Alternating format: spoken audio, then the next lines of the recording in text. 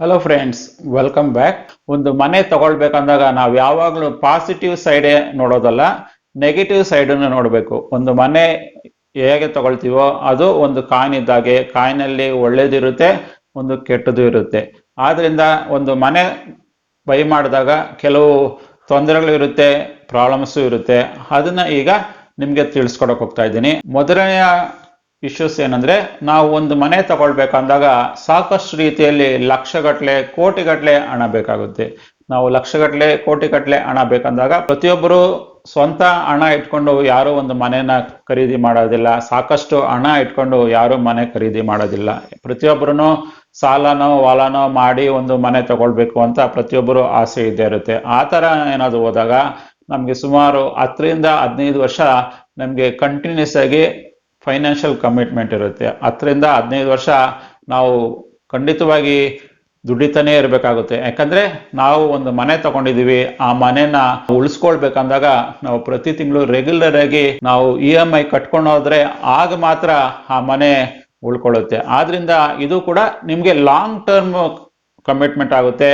ಮತ್ತೆ ಇದರಿಂದ ನಿಮ್ಗೆ ಸಾಕಷ್ಟು ರೀತಿಯಲ್ಲಿ ಪ್ರಾಬ್ಲಮ್ಸ್ ಬರ್ಬೋದು. ಇನ್ ಕೇಸ್ ನಿಮ್ ಜಾಬ್ ಹೋದಾಗ, ನಿಮ್ಗೇನಾದ್ರೂ ಪ್ರಾಬ್ಲಮ್ ಆದಾಗ, ನಿಮ್ಗೇನೋ ಹೆಲ್ತ್ ಇಶ್ಯೂಸ್ ಆದಾಗ, ಆ ತರ ಟೈಮ್ಗಳಲ್ಲಿ ಈ ತರ ಲಾಂಗ್ ಟರ್ಮ್ ಕಮಿಟ್ಮೆಂಟ್ ಇಟ್ಕೊಂಡಾಗ ಅನ್ನೆಸೆಸರಿ ಆಗಿ ನೀವು ಪ್ರಾಬ್ಲಮ್ಸ್ ಕೇಳ್ಕೊಳ್ತೀರಾ. ನೀವು ಒಂದು ಮನೆ ತಗೊಂಡ್ಬಿಟ್ಮೇಲೆ ಓನ್ಲಿ EMI ಒಂದೇ ಅಷ್ಟೇ ಅಲ್ಲ, ನಿಮ್ಗೆ ಪ್ರಾಪರ್ಟಿ ಟ್ಯಾಕ್ಸ್ ಕಟ್ಟಬೇಕು, ಬೇರೆ ಬೇರೆ ತರ ಯಾವ್ದಾದ್ರು ಟ್ಯಾಕ್ಸ್ ಇದ್ರೆ ಆ ಟ್ಯಾಕ್ಸ್ ಕಟ್ಟಬೇಕು, ಮತ್ತೆ ಮನೆಗೆ ಇನ್ಶೂರೆನ್ಸ್ ಕಟ್ಸ್ಬೇಕು.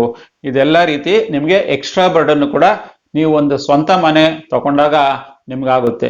ಈಗಂತೂ ಒಂದು ಪ್ರಾಪರ್ಟಿ ತಗೊಂಡು ಅದನ್ನ ಮಾರಬೇಕು, ಇಲ್ಲಾಂದ್ರೆ ಅಪ್ರಿಷಿಯೇಟ್ ಆಗ್ಬೇಕು ಅಂದಾಗ ಸಾಕಷ್ಟು ವರ್ಷಗಳೇ ಬೇಕಾಗುತ್ತೆ. ಯಾಕಂದ್ರೆ ಈಗ ಎಲ್ಲಾ ಕಡೆನೂ ರಿಸೆಷನ್ ಇರೋದ್ರಿಂದ ನಾವು ಹಾಕಿರೋ ಹಣ ಸಾಕಷ್ಟು ಬೇಗ ಗ್ರೋ ಆಗೋದಿಲ್ಲ.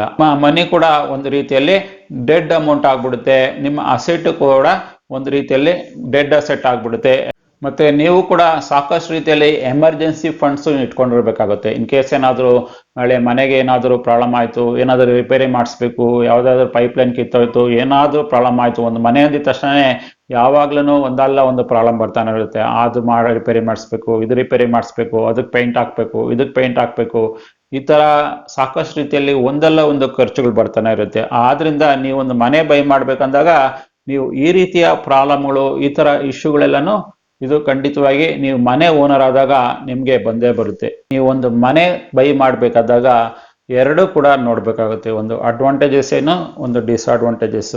ಯಾವುದು ಜಾಸ್ತಿ ಅನುಕೂಲಗಳು ಕಾಣಿಸುತ್ತೋ ಅದನ್ನ ನಾವು ಡಿಸೈಡ್ ಮಾಡ್ಕೊಳ್ಬೇಕು. ಮನೆ ತಗೊಳೋದ್ರಿಂದ ನಿಮ್ಗೆ ಸಾಕಷ್ಟು ರೀತಿಯಲ್ಲಿ ಬೆನಿಫಿಟ್ಸ್ ಬರುತ್ತೆ, ಸಾಕಷ್ಟು ರೀತಿಯಲ್ಲಿ ಅನುಕೂಲಗಳು ಬರುತ್ತೆ ಅಂದಾಗ ಮಾತ್ರ ನೀವು ಒಂದು ಮನೆ ಬೈ ಮಾಡೋದಕ್ಕೆ ಪ್ರಯತ್ನ ಬೀಳ್ಬೇಕು ಅಂತ ಹೇಳುವ ಮೂಲಕ ಈ ವಿಡಿಯೋನ ನಾನು ಇಲ್ಲಿಗೆ ಮುಗಿಸ್ತಾ ಇದ್ದೀನಿ. ನಿಮ್ಗೆ ಈ ವಿಡಿಯೋ ಇಷ್ಟ ಆಗಿದೆ ಖಂಡಿತವಾಗಿ ಲೈಕ್ ಮಾಡಿ. ಮತ್ತೆ ನೀವು ನಮ್ಮ ಸಕ್ಸಸ್ ಲೋಕ ಯೂಟ್ಯೂಬ್ ಚಾನಲ್ಗೆ ಇದುವರೆಗೂ ಸಬ್ಸ್ಕ್ರೈಬ್ ಮಾಡ್ಕೊಂಡಿಲ್ಲ ಅಂದ್ರೆ ಖಂಡಿತ ಸಬ್ಸ್ಕ್ರೈಬ್ ಮಾಡ್ಕೊಳ್ಳಿ. ಮತ್ತೆ ಬೆಲ್ ಐಕನ್ ಕ್ಲಿಕ್ ಮಾಡಿದ್ರೆ ನಮ್ಮ ಎಲ್ಲಾ ಮುಂದಿನ ವಿಡಿಯೋಗಳು ನಿಮ್ಗೆ ಖಂಡಿತವಾಗಿ ಸಿಗುತ್ತೆ. ನಾವು ಸಿಗೋಣ ಮತ್ತೊಂದು ವಿಡಿಯೋದಲ್ಲಿ. ಅಲ್ಲಿವರೆಗೆ ಬಾಯ್.